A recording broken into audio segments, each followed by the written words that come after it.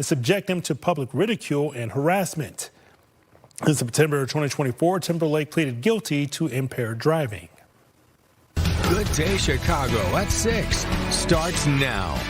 Now at 6, the war in Iran rages on. The U.S. and Israel launching new strikes amid new safety concerns for Americans in the Middle East. And we are talking with a local pastor stuck in Abu Dhabi. He is going to walk us through the moment that his trip turned into a fight to stay alive. Plus, a Chicago woman accused of killing her boyfriend pushes prosecutors to drop the case. We're live to explain why. And taking a live look outside this Tuesday morning, we got clouds sticking around. We'll get the latest updates in just a few seconds. For that, I want to say good morning. Good Tuesday morning. Thank you for joining us. I'm Anthony Ponce. And I'm Gabriela Primus. Yeah, we're just talking about how Tuesday can sometimes be kind of a drag. But you know what, guys? We're getting through it, right? We had a little bit of rain come through our area. Caitlin, you're here with an updated forecast. What are we looking at? Spotty precipitation. So yes, the pavement is wet downtown because we had some light rain move through not long ago. But currently, we're looking at just some light rain in portions of Lake County. We're seeing some mixed precipitation in northern McHenry County, northern Cook County. You could see some sprinkles here or there too. Northwest Indiana, we had some precipitation not long ago as well. LaPorte County, Berrien County, still with some mixed precipitation coming down here or there. But mostly dry conditions are out there for most of us in Chicagoland. So again, we have some light precip this morning, and then this afternoon we have the chance for the return of some rain, especially south of I-80. Temperatures outside right now ranging in the 30s. It is 33 degrees at the lakefront, 34 at O'Hare, and at Midway, 33 in Waukegan, and freezing at Woodstock, 35 in Aurora. Our day planner has temperatures right around 37 degrees by 10, by 1 p.m. 40. So highs back to the low 40s today, but the 60s right around the corner. I'll show you that ahead. Gabby.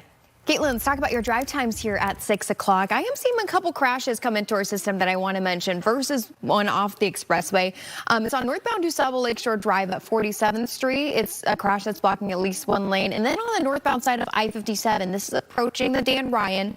It's a crash blocking. It looks like the left lane and crews are responding there. Let's take a look at your drive times. Once you get to the Dan Ryan, it's around 25 minutes from 95th to the Burn interchange, so a little heavier than normal. 30 minutes on the Stevenson from 355 to DuSable Lakeshore Drive, 25 minutes on the Eisenhower. Let's call it 30 minutes on the Kennedy from O'Hare to downtown. All right, now switching gears over to the news that we've been following all week. The U.S. and Israel are now on day 4 of Operation Epic Fury. 6 U.S. service members have been killed in action. And concerns grow this morning over the safety of U.S. citizens who are stuck in that region right now. The State Department is telling Americans in 14 different Middle East countries to leave now. Excuse me. Iran is stepping up attacks on U.S. allies in that region, hitting the American embassy in Riyadh, and a U.S. embassy in Kuwait is closed until further notice. On Capitol Hill, lawmakers are demanding answers, as well from the Trump administration, and party leaders should walk away with very different reactions.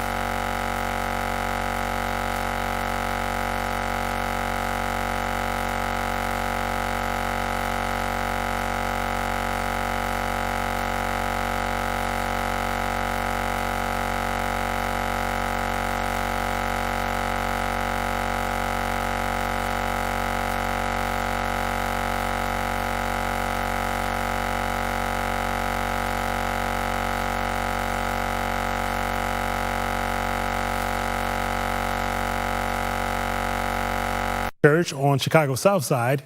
They traveled to Abu Dhabi for ministry work before heading to Dubai for a quick vacation. That trip took a violent turn, and now the Rawlings are sheltering with the help of a fellow minister. There was a missile, an interception, intercepted a missile in the air, and the debris fell and tore up a couple of cars. And so we saw police out there. You could see the cars damaged, looked like there had been an accident. The federal government has not launched any civilian evacuations as of yet, so some nonprofit organizations are stepping in.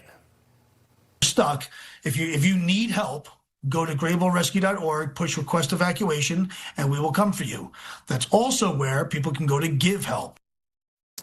That was Brian Stern of Gray Bull Rescue. He says that he's received between 400 and 500 calls for help so far.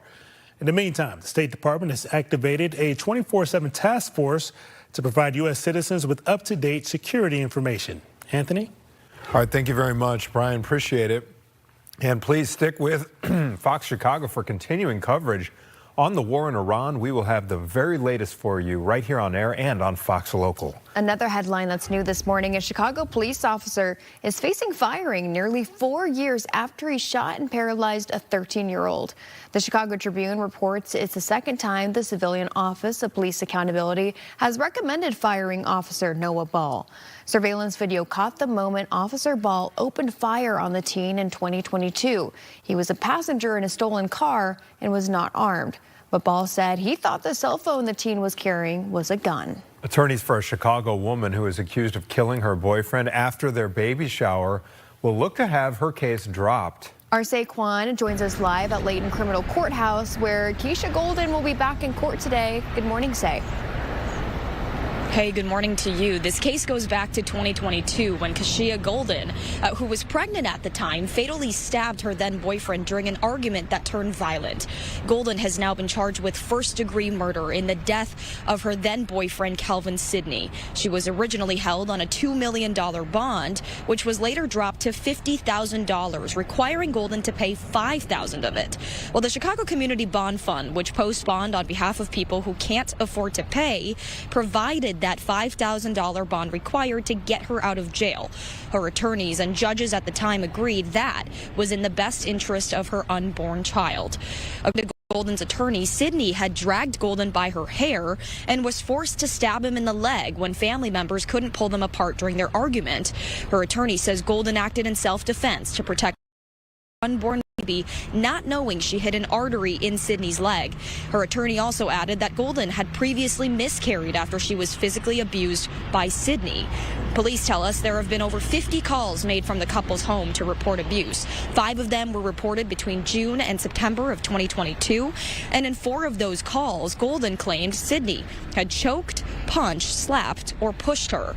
Well, today, attorneys for Golden will be back in court seeking to dismiss all of the charges against her, putting self-defense really at the center of that argument. That hearing is set for 10 o'clock this morning. Back to you. Say thank you for that report. Other news: Illinois wants to be the second state with a Jeffrey Epstein commission that can investigate at a local level. This commission would dig into any Illinois ties to Epstein. If it passes, the group would be granted subpoena power to pull records, take statements, or recommend charges. It would also allow survivors to join in and get support. The Attorney General could call a grand jury if it comes to that. To the survivors, you should not have had to fight this hard for justice. We are here because we stand with you and for you. If justice remains a locked door in Washington, then let our state be the battering ram. Let Illinois lead the way. Other states will follow. The bill goes to Springfield next week, and if it passes, the commission could start digging into Epstein cases in Illinois by this summer. And some newly released videos show former President Bill Clinton and former Secretary of State Hillary Clinton answering questions about Epstein. It's from their depositions last week. Bill Clinton told lawmakers he never saw any signs of sex trafficking and ended his relationship with Epstein years before Epstein pleaded guilty. Hillary Clinton said she does not remember meeting Epstein at all. And things did get heated when she learned about a photo of her testimony being leaked in the middle of her deposition. I'm done with this. If you guys are doing that, I am done. You can hold me in contempt from now until the cows come home. This is just typical behavior. We will go off the record. Oh, for heaven's sake. So I would like to understand how that's permissible. Before the hearing was. It doesn't matter. We all are abiding by the same rules. I will take that down. Yeah, So well. I would like to take a break at this moment. Yeah, I'd like to have I'm a done conversation. for now. Yeah, the Clintons have not been accused of any wrongdoing. South Carolina is honoring Reverend Jesse Jackson. Now, we've been following the services of the late civil rights activist who died late last month at 84. Jackson, who was born and raised in South Carolina, is now lying in state at the State House Rotunda following a memorial tribute at Brooklyn Baptist Church. What the governor has done in granting this honor has not only added greater solemnity to the memory of Reverend Jesse Jackson, but it has also reinvigorated the hope that maybe, just maybe, integrity is not dead in the United States of America. Additional services for Jackson are scheduled for Friday and Saturday in Chicago. All right, 6:10 now. Caitlin Cody standing by. Caitlin, yesterday was a beautiful day. It was. I went for a little walk. It was gorgeous, actually. We had sunshine, the 40s. It's chilly, but that's all right. Yeah, today it's going to be back to the 40s, but we also have clouds and a little bit of rain to deal with. So it's not going to be as nice looking today. But starting off with radar, it is generally quiet outside of a touch of some precipitation in Lake County. You can see mostly dry conditions now for us in Chicagoland. We had some light rain move through Chicago earlier, but now we're nice and dry. But it is still mostly cloudy out there. And those clouds, we're going to be fighting with them throughout the day. Temperatures right now are sitting in the low 30s from the lakefront to Waukegan. It's 33 degrees there at the lakefront and Waukegan, but freezing from Woodstock to 35 in Aurora and 37 in Joliet to Morris. Northwest Indiana temperatures ranging for you as well. It's 36 degrees in Gary, but 31 in Valpo. So another morning starting off in the 30s. Those clouds, as mentioned, staying. And actually, we have the potential for some scattered showers, especially south of Chicago and even more so south of I-80. You can see 9 o'clock this morning, seeing that little bit of rain. And then as we head on into the afternoon, we have the potential for scattered showers. Although most of us are going to stay dry through the rest of the day after this morning rain moves out. Temperatures today, as mentioned, back to the 40s, but we're going to be seeing the 40s again tomorrow. Scattered showers are possible again on Wednesday afternoon, Thursday, and Friday, even a chance for rain and thunderstorms. The temperatures are warming up nicely. I'll show you that under forecast. On the way for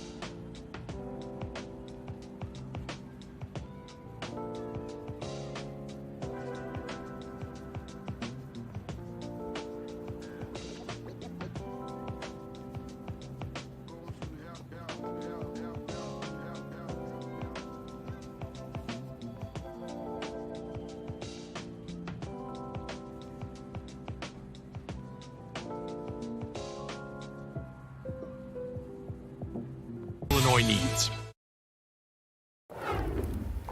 Welcome back. It is 6:15. Here's a look at some of the top stories we are following. Airstrikes in the Middle East enter a fourth day now. Now, the State Department is telling Americans in 14 Middle East countries to leave now over concerns for their safety. Iran is stepping up attacks on U.S. allies in the region, hitting the American embassy in Riyadh. Attorneys for a Chicago woman accused of killing her boyfriend, they are pushing prosecutors to drop their case. Kashia Golden will be in court today. In 2022, Golden, who was pregnant at the time, stabbed her boyfriend, Calvin Sidney, during an argument. Sidney died from his injuries, but Golden's lawyers say she acted in self-defense. The man accused of murdering a pregnant woman in Downers Grove will be in court today for his arraignment. Nidis Ravukas is accused of stabbing 30-year-old Eliza Morales and setting her on fire. She was 5 months pregnant at the time. It stemmed from a sale on Facebook Marketplace. He's charged with first-degree murder. The search is growing, meantime, for a man who was last seen at O'Hare. And this morning, we're hearing from his family. 23-year-old Elijah Joseph Horde was last seen at the airport on Friday. His family says he was heading back home to France after visiting Chicago, but that he never checked his bag, never boarded his flight. Video shows him waiting at his gate and then leaving Terminal 5 for another terminal.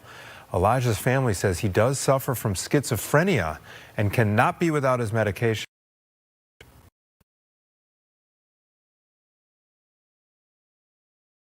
Urged to call police. The Supreme Court handing down a major ruling in a case out of California. The High Court says teachers must notify parents when their child identifies as transgender. The embassy ruling blocks a state law there that protects student privacy on gender expression. The decision comes after parents challenged school policies, saying they were misled about their children's school transitions. Chicago is going for a repeat. The city was just named a finalist to host the 2028 Democratic National Convention. The Democratic National Committee says it's also considering Atlanta, Boston, Denver, and Philadelphia. Chicago hosted the last convention in 2024. It was the first time the DNC was held in the city since 1996. NIPSCO is launching support for customers after all kinds of complaints about these skyrocketing utility costs. It's a story we have been covering extensively of late. The company now says it is waiving late fees and waiving reconnection fees, pausing service disconnections due to non-payment, and it's going to be reducing reconnection deposits. Those measures will be in place through the end of the month. NIPSCO says it also offers payment plans, budget billing, and income-eligible assistance programs all year. Let's see if those little measures help the situation. 6:18. Time to send it over to Caitlin. Take it away on the weather front. Not quite as bright and sunny as yesterday. No, it's going to be cloudy today, unfortunately. And we have seen some scattered precipitation this morning, even downtown. The pavement is wet because we had some rain move through. Now, currently, most of us are dry, but we do have the continued potential for some wet weather south of I-80, especially later this morning and then again this afternoon. Right now, though, looking behind me, you can see how quiet it is. Just some light rain coming down in portions of Lake County and northeastern McHenry County. Temperatures are ranging in the 30s. Right now, it's 33 degrees at the lakefront, 36 in Morris and in Kankakee. So it's not too brutally cold. Temperatures hovering around freezing from Lake to McHenry County right now. But let's take you through your day. Our futurecast will show again that chance for some scattered shower activity south of the city and our southern counties of Chicagoland. This is 4:15 and temperatures are ranging in the upper 30s to low 40s. And then as we head on into this evening, the clouds are still in place. We do have some rain mostly south of Chicagoland. And then tonight, temperatures are going to be staying in the 30s. As we head on into your Wednesday, temperatures will be returning to the 40s and we have the chance for afternoon scattered showers. That chance for wet weather, as mentioned, it's going to be on and off throughout the rest of the weekend, even heading into the weekend. So temperatures are going to be warming nicely. You can see even Wednesday night into early Thursday. Temperatures are staying elevated in the upper 30s to low 40s. As we start off the day Thursday morning, though, we do have the potential for some scattered rain. 7-day forecast, a temperature reaching 46 degrees on Thursday. Not terrible, but even better is Friday with a high of 64. And then this weekend into early next week, the low 60s. Gabby. Caitlin, let's take a look at our drive times, and you might notice that the Dan Ryan is a little heavy. Well, it's for a reason. Also, I-57 in the Bishop Ford there. We had two crashes that kind of quickly came in and quickly left as well. Crews were on it right away. First was the northbound side of I-57 that was approaching the Dan Ryan. It was blocking at least one lane. It looks like that's gone. Still some residual delay as you approach 95th. And then also on the Dan Ryan on the inbound side at Marquette Road, there was a crash blocking a center lane. They also took care of that right away. And that's why you see it a little extra heavy starting at 95th all the way to around Marquette or the Indiana Tollway there. Your drive time 30 minutes from 95th to the Burn Interchange, 35 minutes on the Stevenson, 30 minutes on the Eisenhower, 30 minutes on the Kennedy. The good news, no issues on your trains. Antho. Okay, thank you very much, Gabby. Filling up at the gas station today, you might be in for a nasty surprise. We will lay out the spike in gas prices. This has to do with the conflict in Iran. We'll be right back.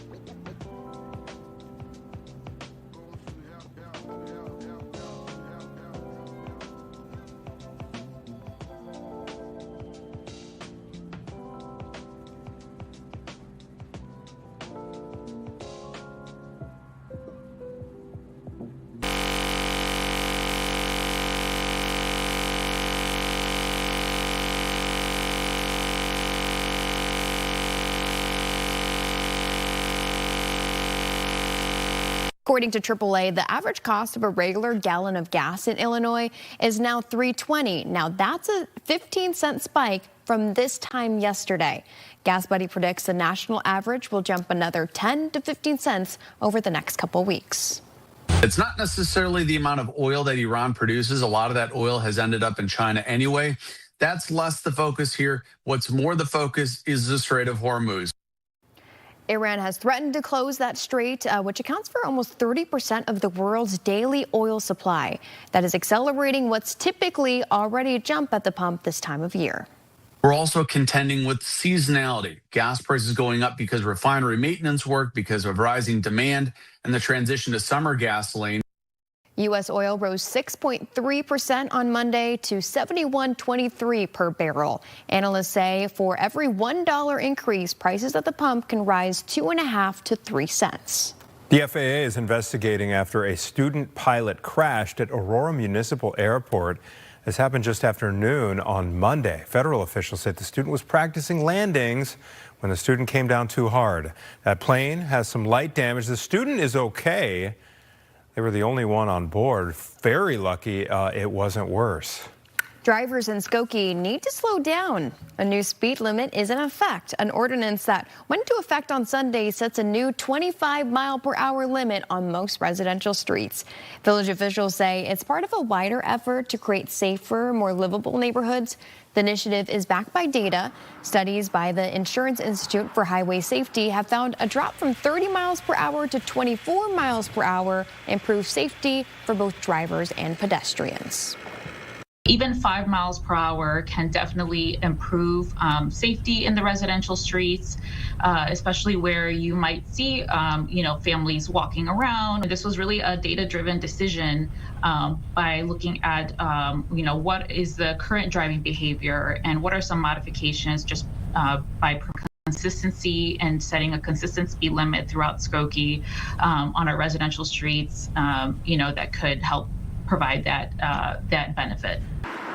Other municipalities in Wilmette have also lowered their speed limits. The Lake County Health Department says scammers are targeting pet owners searching for their lost animals. In several reported cases, people who posted about their missing pets online are contacted by someone saying they're with Lake County Animal Care and Control. They then tell the person that their pet has been found, but that the pet needs emergency surgery. They then ask for money under the threat that their pet will be euthanized, released, or permanently taken away. People are mistakenly putting way too much information out on social media. So the first word of caution when you're getting a phone call about your potential pet that was found is to ask for identifying markings or location or things that you may know that the other person doesn't know, and continue to press for the information to verify that they have your pet. Lake County officials also want pet owners to cross-check phone numbers to make sure the call is official. If it's not, you are asked to report it to police. Now I'm angry about that story. I know. All right, switching People are gears. horrible. The future of delivery is taking flight. Some South suburban residents could soon get Amazon packages without a truck in sight through its new drone service. We got a first look at the service on Monday. When it goes live, people living within an 8-mile radius of Markham and Matson Amazon distribution centers will be able to select the drone delivery option. There will be an extra fee of $4.99 for Prime members, and items will be delivered within 2 hours. If you select it, then you will get basically an aerial image of your house, like a Google Earth look of your property. It'll have predetermined delivery points, and you can select which one. A lot of people prefer the backyard because it is safer, a lot more private, so people prefer that. Check out like normal Amazon order, and within 2 hours, you'll see this coming over your yard and dropping off your package for you. Right, so that drone itself won't land, but it will hover pretty close to the ground and release the package. They'll only operate during daylight hours. They are fully autonomous and will be monitored by an Amazon Prime Air team. There's no set launch date, but expect the service to take flight later on this summer. That's kind of wild. Yeah, the future is now, Caitlin Cody. I love it. Ready or Those not. paper towel deliveries right into the Cody backyard. So necessary. This morning, we've got clouds. We had some scattered rain earlier in the city. Most of us dry now. Temperatures, they're sitting in the 30s to start, but the 40s are on the way later on. And then we get the 60s before the week ends. I'll show you that on your full forecast coming up.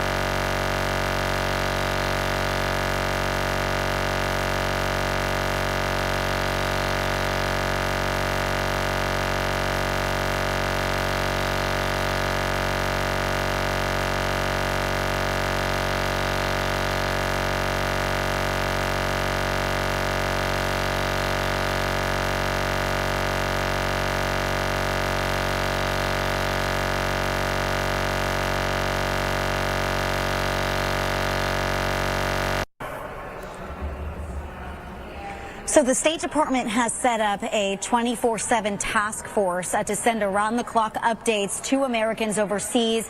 We know that they can sign up for these security updates through WhatsApp. At this point, the State Department has not moved on organizing civilian evacs. This doesn't mean that they won't. We did see the State Department do civilian evacs during the 12-day war with Israel and Iran over the summer, but these are highly sensitive operations and it takes delicate planning. But we do know, for viewers that are watching this who are worried about loved ones that can't get out of the Middle East right now, we know that nonprofit, non-government organizations have operations underway right now, and they're actively evacuating Americans. One of those that I'll mention is Gray Bull Rescue, Gray, G-R-E-Y. Go to their website. You can fill out an application for yourself or your loved one overseas, and that will let the teams on the ground there know. They have teams in almost every country over there right now, and they are actively working to get people out. Good information there. A really scary situation. Rebecca, we know Secretary of State Marco Rubio and Secretary of War Pete Hegseth are going to meet with Congress today. What do you think those talks will look like? Yes, so lawmakers are going to have questions for the administration on what was the justification for these strikes. We're hearing White House officials share that it was, due to Iran's nuclear weapons and their ballistic missiles. Something interesting that we heard from Secretary Marco Rubio yesterday while he was here briefing top lawmakers is he told reporters for the first time that this was really a defensive operation, and the U.S. knew actually that Israel was planning to attack Iran with or without the U.S. And President Trump was weighing, well, Iran will likely respond, and this U.S. bases overseas at risk. So this is part of the decision-making process and why President Trump decided to preemptively join this mission. That was the first that we heard of that yesterday, and how the White House is justifying this attack right now. All right, Rebecca Castor in Washington for us on Capitol Hill. Thank you for those updates. Appreciate it. It's 6:35 here in Chicago, and we're looking at a little rain today, are we not, Caitlin? Well, most of us, I think, are going to be in the dry Okay. for the rest of the day. And actually, I did want to show you the updated radar because all that precipitation has exited Chicagoland right now. We've got the clouds outside. We did have some rain not long ago in the city, so the pavement could still be wet when you're stepping out the door. But luckily, things have improved, as mentioned.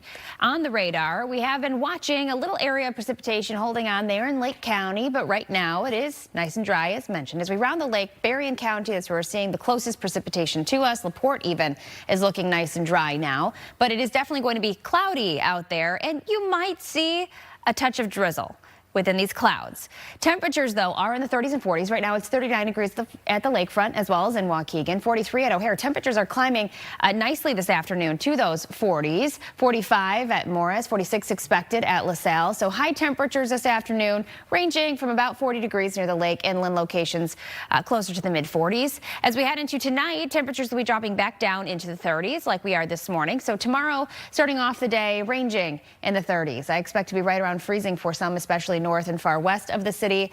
Heading into your Wednesday, temperatures will be returning to the 40s, and we have the chance for some scattered showers around, especially in the afternoon. So we do have our futurecast showing the potential for rain south of Chicago, mostly south of I-80, even later this morning. And then even this afternoon, there's a chance for a sprinkle, but most of the wet weather will be missing Chicagoland to the south. And then, as mentioned, the next couple of days, the potential for rain is back. A few thunderstorms on Thursday, even on Friday. And then this weekend, the 60s will be here. A full check of your 70 forecast is ahead. Abby. Caitlin, we're looking at a really pretty heavy drive times here, especially on our south side on the expressways. 25 minutes, it looks like, on the Dan Ryan from 95th to the Burn interchange. You see it's extra heavy there on I-57 and the Bishop Ford. There was an earlier crash on I-57 right at 95th. Keep that in mind. An earlier crash near Marquette Road on the inbound side of the Dan Ryan.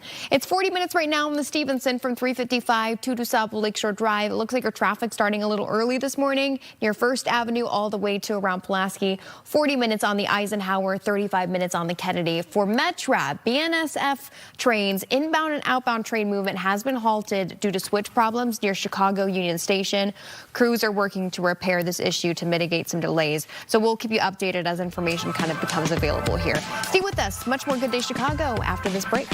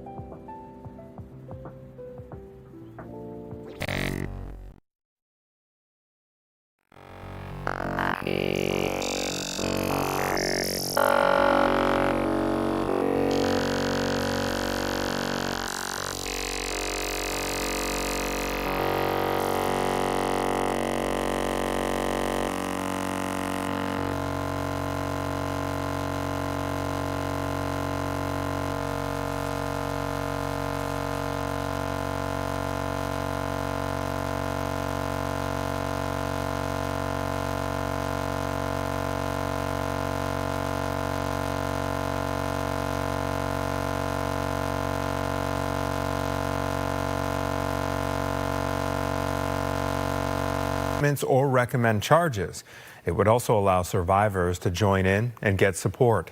The Attorney General could call a grand jury if it does come to that. To the survivors, you should not have had to fight this hard for justice. We are here because we stand with you and for you. If justice remains a locked door in Washington, then let our state be the battering ram. Let Illinois lead the way. Other states will follow. The bill goes to Springfield next week. If it passes, this commission could start digging into Epstein cases in Illinois by this summer. South Carolina is honoring Reverend Jesse Jackson. The late civil rights activist died late last month at 84. Jackson, who was born and raised in South Carolina, is now lying in state at the State House Rotunda following a memorial tribute at Brooklyn Baptist Church. What the governor has done in granting this honor has not only added greater solemnity to the memory of Reverend Jesse Jackson, but it has also reinvigorated the hope that maybe, just maybe, integrity is not dead in the United States of America. Additional services for Jackson are scheduled for Friday and Saturday in Chicago. 642 still ahead for us. A new effort to debunk fears about ICE agents showing up at polling sites. And the county clerk has a message for any officers who defy her.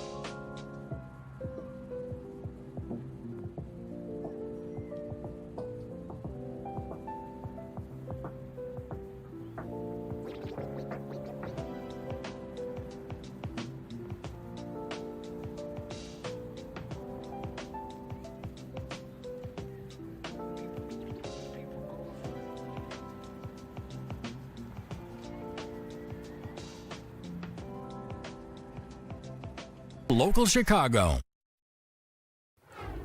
Welcome back. It is 6:45. Here's a look at the top stories we are following for you. Airstrikes in the Middle East enter a fourth day. Now the State Department is telling Americans in 14 Middle East countries to leave now over concerns for their safety. Iran is stepping up attacks on U.S. allies in the region, hitting the American embassy in Riyadh. Attorneys for a Chicago woman accused of killing her boyfriend, they are pushing prosecutors to drop their case against her. Kashia Golden will be in court today. Here's the situation. In 2022, Golden was pregnant at the time. She stabbed her boyfriend, Calvin Sidney, during an argument. He wound up dying from his injuries. Golden's lawyers, though, say at the time she was acting in self-defense. The man accused of murdering a pregnant woman in Downers Grove will be in court today for his arraignment. Nitas Ravukas is accused of stabbing 30-year-old Eliza Morales and setting her on fire. She was 5 months pregnant. It stemmed from a sale on Facebook Marketplace. He is charged with first-degree murder. The Supreme Court handing down a major ruling in a case out of California. The High Court says the teachers must notify parents when their child identifies as transgender. The emergency ruling blocks a state law there that protects student privacy on gender expression. The decision comes after parents challenged school policies, saying they were misled about their children's social transitions. Chicago is going for a repeat. The city was just named a finalist to host the 2028 Democratic National Convention. The Democratic National Committee says it's also considering Atlanta, Boston, Denver, and Philadelphia. Chicago hosted the last convention in 2024. It was the first time the DNC was held as a city since 1996. In DuPage County, officials are working to debunk fears that ICE could interfere with this election. The county clerk says any interference by ICE or federal agents will not be tolerated. She says any interference is punishable by up to 5 years in prison. They have concerns that there's an ICE presence. I was told that it never really left from the fall, and it's going to be ramping up again this month. We want to warn ICE to stay away, and they just really have no chance of success here, so just stay away.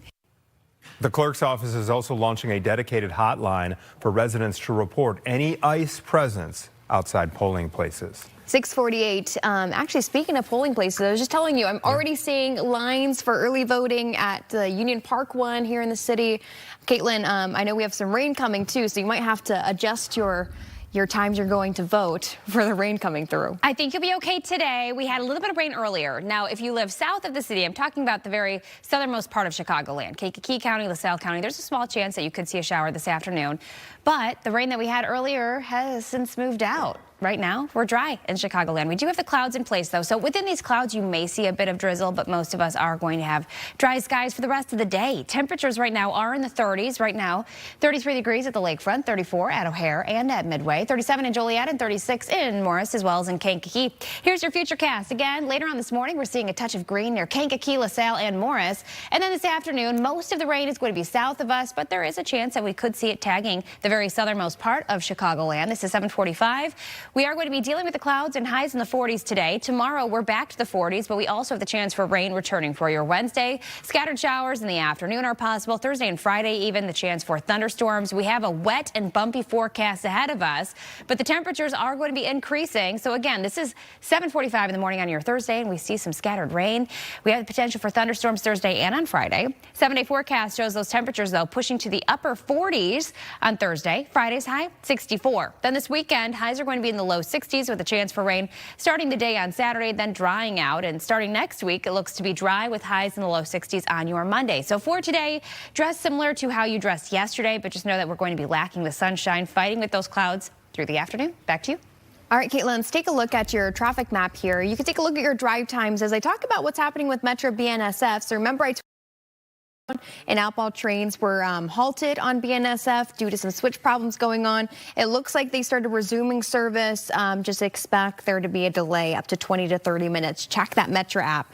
Taking a look at your drive times, 40 minutes on the Kennedy from O'Hare to downtown, around the same on the Eisenhower, 45 minutes on the Stevenson for inbound trip, 30 minutes on the Dan Ryan. Pretty typical for a Tuesday. I do want to mention, if you're in Oak Lawn, very busy intersection here. Oak Lawn Police Department is on scene of a traffic accident. It's 95th Street and Southwest Highway. So the eastbound lanes of 95th Street are currently closed. So please avoid this area if possible. Antho. Okay, thank you very much. It's 10 till 7 on your Tuesday morning. Still ahead for us, a push to keep the streets of Skokie safe. We will tell you what prompted officials to lower the speed limit and by how much.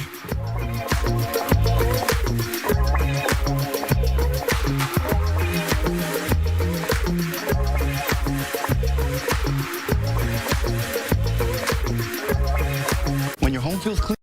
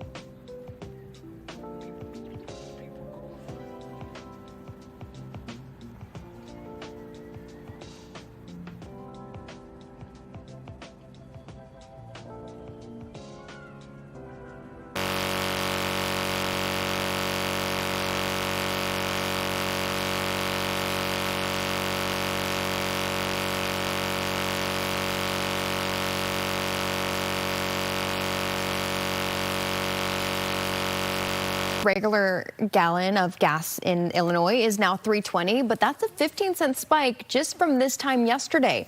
Gas Buddy predicts the national average will jump another 10 to 15 cents over the next couple weeks.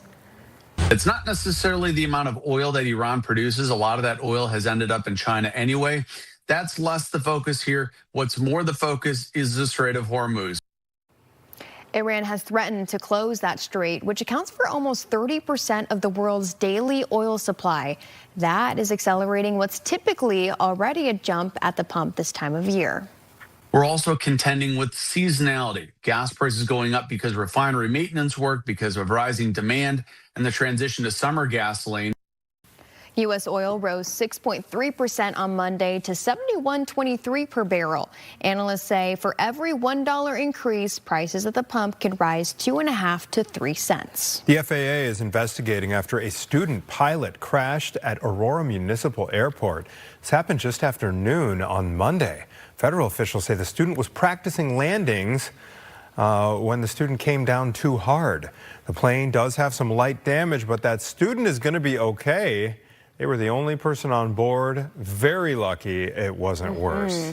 All right, apparently drivers in Skokie need to slow down. There are some new rules in place.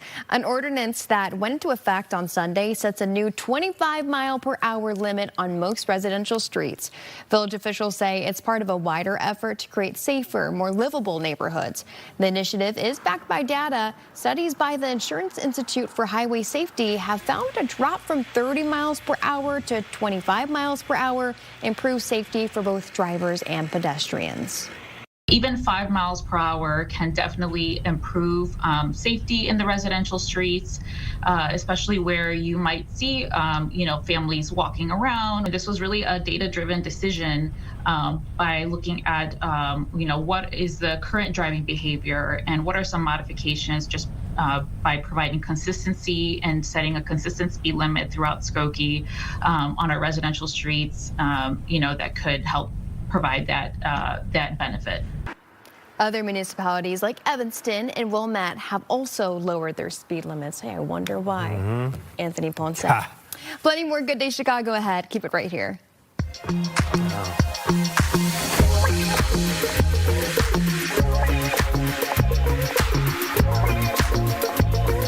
Driving.